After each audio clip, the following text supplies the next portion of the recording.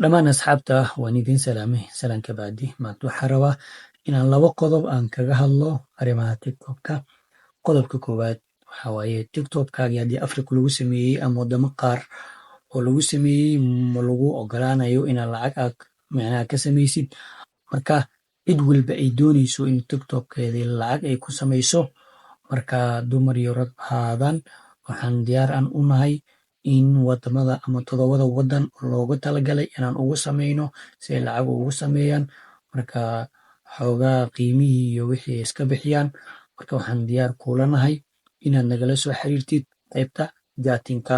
Wadan walba adiga aad doonayso waa lagugu sameynayaa sida Mareykanka, Ingiriiska, Jarmalka, Spain iyo Japan iyo Canada iyo Talyaaniga ilaa 7 wadan la ogol yahay.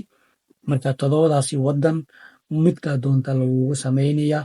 Marka waad nagala soo xiriiri kartaa qaybta jaatinka.